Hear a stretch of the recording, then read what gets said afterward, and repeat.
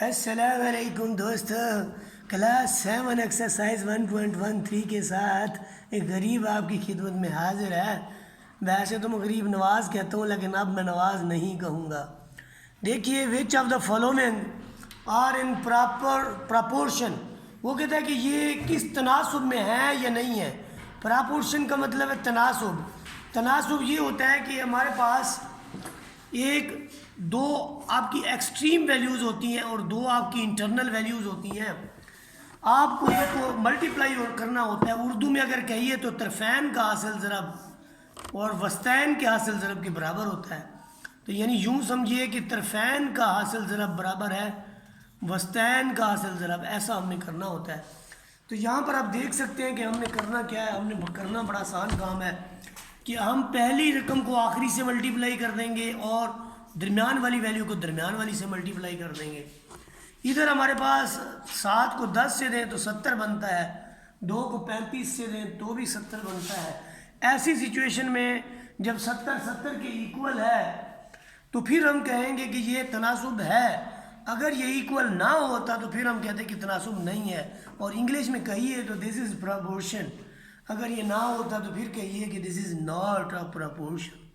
Part number 2 के अंदर भी हमारे पास ऐसा भी कुछ है कि एक्सट्रीम वैल्यूज़ का जो है वो इंटरनल वैल्यूज़ के साथ मल्टीप्लिकेशन। तो तरफ़ैन का हासिल ज़रब यानी 2 को 20 से ज़रब देंगे और 6 को 5 से ज़रब देंगे तो हमें पता चलता है कि इधर 80 है इधर 30 है, तो ये तनासुब नहीं है। बिल्कुल इसी तरह से यहाँ पर हमारे पास पार्ट नंबर 3 में देखें, आपके पास है 16:12 प्रपोर्शन 4:3। तो पहली रकम को आखिरी से ज़रब देंगे और मिड वाली वैल्यूज़ को अलग ज़रब देंगे तो हमारा इधर बनेगा 48, इधर भी बनेगा 48। तो आपकी जो तरफ़ैन है उनका हासिल ज़रब वस्तैन के हासिल ज़रब के बराबर है, तो फिर इसलिए ये प्रपोर्शन है। अदरवाइज़ ना होता तो फिर हम कहते हैं कि नहीं है। इसमें भी देखें, ये आपका बन रहा है तरफ़ैन का हासिल ज़रब ज़रब वस्तैन का हासिल ज़रब। तो ऐसी सिचुएशन में आप खुद देख लें कि ये आपका बन रहा है 560 और ये भी आपका बन रहा है 560। तो this is a proportion. Part number 5 के अंदर हमारे पास है 15:50 प्रपोर्शन 9:30। तो हम 15 को 30 से ज़रब देंगे और 50 को 9 से। तो दोनों का जो आंसर है वो 450 आ रहा है, तो प्रपोर्शन है। सिमिलरली हमारे पास है 20:4 प्रपोर्शन 3:40। तो इसमें देखें ये आपके पास 80 आ रहा है, ये 12 आ रहा है, तो this is not a proportion. तो ये प्रपोर्शन नहीं है। अब हम बढ़ेंगे अपने क्वेश्चन नंबर 2 की तरफ। क्वेश्चन नंबर 2 के अंदर अननोन वेरिएबल की वैल्यू फाइंड आउट करनी है हमने। यानी अब रेशो की जगह जो है हमारे पास कोई ना कोई एक वैल्यू मिसिंग होगी। मसलन यहाँ पर मिसिंग है तो उसकी जगह पर हमने x लिखा हुआ है और ये x जो है वो हमें फाइंड आउट करना है। बाकी काम हमारा वही है। 50 से ज़रब होगा 6x से होगा। ये 6x से मल्टीप्लाई हो रहा है, दोनों तरफ आप 6 से इसको डिवाइड कर दें तो ये से कैंसिल हो जाएगा और इधर आपका 6 आ जाएगा। अब 6 जो है ये इन दोनों को डिवाइड करें तो 350 को 6 पे डिवाइड करेंगे। जब आप 350 को 6 पे डिवाइड करते हो आपका आंसर आता है 58.33 और ये हमारे पास x की वैल्यू है।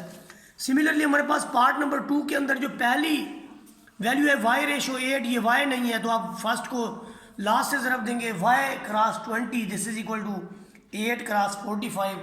तो y will be equal to 360। इसको ज़रब देने से आता है 20 उसको डिवाइड करेगा और 20 जब डिवाइड करेगा तो 0 से 0 कट जाएगा। 2 को 36 पे करेंगे तो 18 आ जाएगा और यहाँ पर y की जो वैल्यू हमारी वो स्टैंड बाई हो जाएगी 18।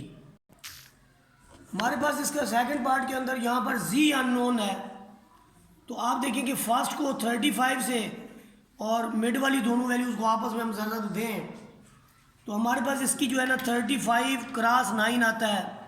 नीचे आपका 35 है, 9×15 35 से आप करेंगे तो आपका रिजल्ट आएगा z इज इक्वल टू 3.85। और अगले पार्ट के अंदर आपने w को फाइंड आउट करना है। यहाँ पर आपके पास है w/2 प्रपोर्शन में 24:18। जब हम करेंगे तो w आपका 18 से मल्टीप्लाई होगा और 2 4 से होगा। तो 8 1s are 8, 3s are 2, 3s are 6। तो आपकी w की वैल्यू जो है वो 6 होगी। अब हम बढ़ेंगे क्वेश्चन नंबर 3 के अंदर है कि 7 kg आपके पास पोटैटोज की कास्ट है वो है 140।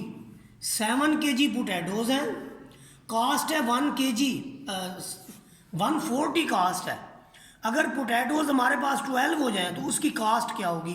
लेट करेंगे कास्ट हमारे पास है x, let cost is equal to x। तो देखें जैसे 7 पोटैटोज हैं तो 140 रुपये पे करने पड़ रहे हैं। पोटैटोज बढ़ेंगे तो उसकी जो वैल्यू है वो भी बढ़ जाएगी, पैसे बढ़ जाएंगे। तो इसलिए जब मास इंक्रीज होगा तो फिर प्राइस भी इंक्रीज होंगी। दोनों वैल्यूज आपके पास इंक्रीज की हैं, तो जब दोनों एक जैसी हूँ, या तो दोनों इंक्रीज हूँ या फिर दोनों डिक्रीज हूँ, तो ऐसी सिचुएशन में हम कहते हैं कि ये डायरेक्ट प्रपोर्शन है। दोनों इंक्रीज हूँ या फिर दोनों डिक्रीज हूँ तो हम कहते हैं डायरेक्ट प्रपोर्शन है। अगर एक इंक्रीज हो रही है और दूसरी डिक्रीज होती है तो वहाँ पर हम कहते हैं कि ये रिवर्स प्रपोर्शन है। ठीक है, ये डायरेक्ट प्रपोर्शन है यानी तनासुब रास्त है। और दूसरा अगर कोई एक चीज़ बढ़े उसकी निस्बत से दूसरी कम हो तो उसको हम कहते हैं इनवर्स प्रपोर्शन यानी माकूस रेशो। ऐसी सूरत में क्या होता है कि जब हमारा डायरेक्ट प्रपोर्शन होता है तो हम नीचे से ऊपर की तरफ लिखते हैं। पहले हम ऊपर 12 लिखेंगे, देखें ऊपर हम 12 लिखेंगे और बटे में हम 7 लिखेंगे, और इधर तो हमेशा ही ऐसे लिखा जाएगा, यानी पहले हम x लिखेंगे और बटे में हम 140। तो 140 अभी इधर जाके इन दोनों से ज़रब हो जाएगा। तो यहाँ पर देखिए कि x cross 7 this is equal to 12 cross 140। ऐसी सिचुएशन में जो हमारे पास 7 है वो उधर जाके डिवाइड करेगा, 7 ही कम 7 7 दूनी 24, 20 को 12 से ज़रब देंगे तो आपका 240 आ जाएगा, और ये हमारा रिजल्ट होगा। क्वेश्चन नंबर 4 के अंदर देखें कि आपके पास 10 घोड़े हैं। हेलो जी 10 घोड़े ने तो 12 kg उन्होंने 12 kg और 40 ग्राम जो है वो खुराक लेते हैं, फूड खाते हैं डेली बेसिस पे। तो in the same proportion how much will be needs for 16 horses. वो कहता है कि अगर घोड़े बढ़ा दिए जाएं तो फिर वो खुराक कितने दिनों तक चलेगी। बड़ी सिंपल सी बात है, जब घोड़े बढ़ जाएंगे तो खुराक कम दिन चलेगी। यानी पहले 10 घोड़े थे ना तो इतनी खुराक थी, अब घोड़े बढ़ गए हैं, अब घोड़े आपके बढ़ गए हैं तो वही खुराक कम दिन चलेगी। यानी increase in horses results in decrease of यानी खुराक फूड, डिक्रीज इन फूड, यानी आपका जो हॉर्सेस हैं वो इंक्रीज हो रहे हैं और मास ऑफ फूड जो है वो डिक्रीज हो रहा है। ऐसी सूरत में एक चीज़ इंक्रीज हो रही है दूसरी डिक्रीज हो रही है, तो ऐसी सूरत में फिर हमारे पास जो होगा वो यानी फूड भी हमें बढ़ाना पड़ेगा। फूड भी क्या करना पड़ेगा, 10 घोड़े हैं तो इतना खुराक है, घोड़े बढ़ गए हैं तो खुराक भी बढ़ानी पड़ेगी। तो ये भी हमारे पास डायरेक्ट प्रपोर्शन है। कौन सा प्रपोर्शन है? डायरेक्ट। और डायरेक्ट में हम क्या करते हैं, नीचे से ऊपर की तरफ लिखते हैं। तो 16/10 क्या लिखेंगे हम इसको, 16/10 is equal to x over 12 400। तो ये जो आपका ये वाली वैल्यू है उधर जाके इससे मल्टीप्लाई हो जाएगी। तो मल्टीप्लाई करने के बाद आफ्टर सिंप्लीफिकेशन ये कि देखें 1 0 से 1 0 कट जाएगा, तो बाकी ये 16 को इससे ज़रब दे दें तो आपका 16 इससे ज़रब होने के बाद 19,840 रुपीज़ जो है वो आपका रिजल्ट आ जाएगा। कदे कदे उलट भी हो जाता, तो इतने साढ़े को यही होया वा कि नीचे हमने जो है स्टेटमेंट लिखी है और ऊपर उसका सलूशन मौजूद है। वो कहते हैं 16 आपके पास जो है क्विंटल्स है बीन की, वो आपके पास है 40,000। तो वो कहता है कि 16 जो बीन की क्वांटिटीज़ हैं उसके लिए कास्ट हमारे पास है 4,000। वो कहता है how much will 4 quintals cost, 4 quintals की कॉस्ट कितनी होगी।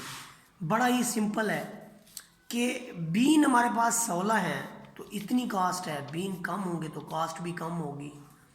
यानी एक चीज़ अगर इजाफा होता है तो दूसरी में भी इजाफा होगा। तो ये आपके पास डायरेक्ट प्रपोर्शन है। क्या करेंगे हम इसको, ये डायरेक्ट प्रपोर्शन के अंदर नीचे से ऊपर लिखते हैं, पहले भी बता चुका हूँ। तो 4/16 is equal to x over this. तो उसमें फिर क्या होगा, जो वैल्यू आपके पास x से नीचे खड़ी है वो इधर आके ज़रब हो जाएगी, और x किसके इक्वल हो जाएगा, बड़े सिंपल, ये नीचे 6 है, 6 से कैंसिल कर लें इसको, हो जाता है तो ये आपका 10100 के इक्वल आ जाएगा। क्वेश्चन नंबर 6 के अंदर देखें कि एक बॉक्स आया है स्वीट्स का, मिठाई का, मुंह में पानी तो नहीं आ रहा। ये डिवाइड किया गया है 24 चिल्ड्रन में, जिनमें आप लोग शामिल नहीं हैं, खुश ना हो। Then will get 5 sweets each, वो कहते 5 मिठाइयाँ हर बंदे को आई हैं, काश हमें भी आ जाती। How many each will get if the number of children is reduced by 4। वो कहते कि पहले 24 बच्चे थे, अब बच्चे 4 हो जाएं तो मिठाइयाँ कितनी मिलेंगी? मिठाइयाँ बढ़ जाएंगी ना भाई, मिठाई बढ़ेगी। जब बच्चे कम होंगे तो मिठाई ज़्यादा ज़्यादा आएगी, इसलिए आधे बच्चे घर चले जाओ, जो बाकी बच्चे हैं वो मिठाई ले आओ। अब यहाँ पर क्या है आपके पास, ये है कि नंबर ऑफ चिल्ड्रन आपके पास जब 24 है तो आप 5 यानी स्वीट्स आती हैं सबको। अब नंबर ऑफ चिल्ड्रन हो गए 20 तो एक्स स्वीट आएगा। बच्चे कम हुए तो स्वीट्स यानी sweet increased when children decreased. एक तरफ आपका इंक्रीज्ड है, दूसरी तरफ आपका डिक्रीज्ड है, तो इन्वर्स प्रपोर्शन। इन्वर्स प्रपोर्शन में हम क्या करेंगे, ऊपर से नीचे लिखेंगे, ऊपर से नीचे लिखेंगे। और यहाँ पर देखें आपके पास ये 24 है बटा 20 is equal to x over 5। इसको मैंने पहले ही कहा था कि ये तो ऐसे लिखा जाएगा। अब एक्स ओवर 5 ये क्रॉस मल्टीप्लिकेशन होती है, एक्स 20 से मल्टीप्लाई होगा, 5 24 से मल्टीप्लाई होगा, तो आपका जो रिजल्ट बनेगा वो बनेगा, ये देखें एक्स 20 से मल्टीप्लाई हो रहा है, उधर जाके ये डिवाइड कर देगा। तो 5 एकम 5, 5 चौके 20, 4 एकम 4 और 6 चौके 24। तो आंसर क्या आया हमारे पास, x इज इक्वल टू 6 आपका आंसर आया है। यहाँ पर देखिए आपके पास क्वेश्चन नंबर 7 के अंदर है कि 2 आदमी हैं जो कि 10 दिन लेते हैं एक ट्री को कट करने में। वो कहते हैं कि अगर आपके पास 4 आदमी इसी काम को करें तो दिन ज़्यादा ले जाएंगे। ज़ाहिर है अब आपके पास यानी दिन कम हो जाएंगे। पहले दिन 2 आदमी थे तो आपके 10 दिन लगे हैं, अब आदमी डबल हो गए हैं, तो जाहिर है फिर इसका जो दिन है वो आधे हो जाएंगे। देखें कैसे, 10 दिन 2 आदमी, 4 दिन के लिए x आदमी, तो ये आपका देखिए मैन डिक्रीज हुए हैं तो डेज इंक्रीज हो जाएंगे। ये आपके पास है इनवर्स प्रपोर्शन। कौन सा प्रपोर्शन है, ऐसी सिचुएशन हम नीचे ऊपर से नीचे लिखते हैं ऐसे। तो 10/4 this is equal to x over 2। तो यहाँ से x किसके इक्वल होगा, 2 इधर जाके क्रॉस करेगा 10 को, 2 1 ज़र 2 5 ज़र, तो रिजल्ट हमारे पास क्या आ जाएगा, x is equal to 5 days. इसके बाद हम पढ़ते हैं जी क्वेश्चन नंबर 8 की तरफ बगैर कोई वक्त ज़ाया किए। आपके पास एक पर्सन लेता है जी 10 दिन to pick an apple from garden, बाग से एक सेब लेने के लिए। How many days to take 5 people to pick the apple from garden. अब 5 लोग बढ़ गए हैं तो क्या होगा, देखिए नंबर ऑफ मेंस, जब एक बंदा था 10 दिन लगाता है, 5 बंदे हैं तो कितना दिन, यानी एक चीज़ आपके पास इंक्रीज होगी, मैन इंक्रीज होंगे तो डेज डिक्रीज होगा, मैन इंक्रीज होंगे तो डेज डिक्रीज होगा। इसको हम फिर इस पे से लिखेंगे, कैसे लिखेंगे हम इसको, ऊपर से नीचे, यानी 1/5 कैसे लिखेंगे, 1/5 this is equal to x over 10 and x is equal to 1 cross 10/5। तो यहाँ से देखिए 5 एकम 5, 5 दूनी, तो एक्स इज इक्वल टू 2, यानी आपके पास जो डेज लेगा, कितने डेज लेगा जी, 2 डेज।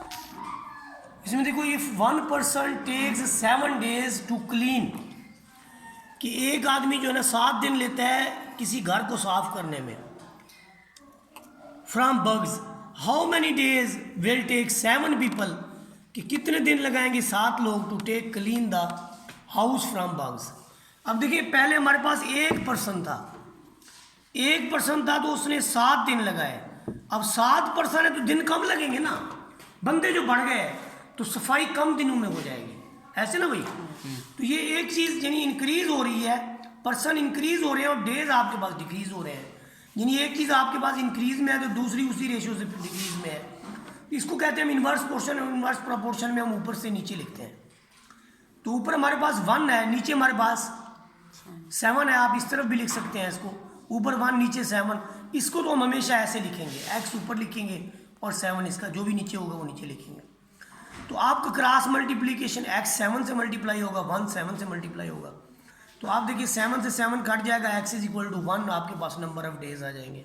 यानी एक दिन लगेगा। कितने दिन लगेंगे?